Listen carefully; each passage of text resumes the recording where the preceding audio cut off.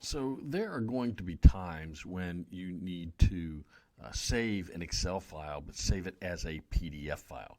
Maybe you're wanting to send a document that includes each tab's information, but you don't want to actually send an Excel file. You want to include this in some kind of other document.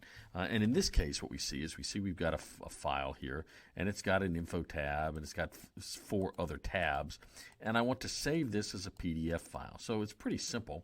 We'll go in and do File. We'll do Save As. We'll choose where we're going to put it. And I'm going to put it down here, and I've got a file for my Excel stuff, so I'll just put it there.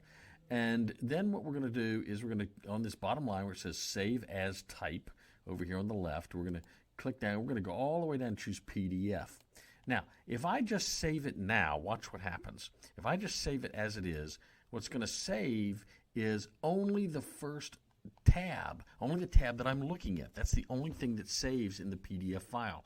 I don't have any additional pages. So if what I want to do is actually create additional pages for this, I want to capture all of those in one document, I'm going to have to do this a little differently. So what I'm going to do is I'm going to do File, Save As, choose where I'm going to put it, and I'm going to put it again down here in this Excel file. Only this time what I'm going to do is when I do I'm going to choose PDF again, but now this time I'm going to go choose Options.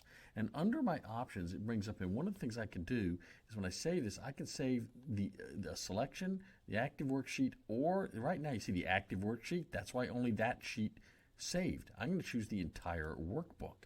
Now what happens when I hit OK and I hit Save, it's going to save that, but when it opens it up, you're going to see it's going to save every single page of that workbook is now saved in my PDF file. So I've got all those documents, all those tabs saved as a separate page in the PDF document that I can refer to or hand out to somebody.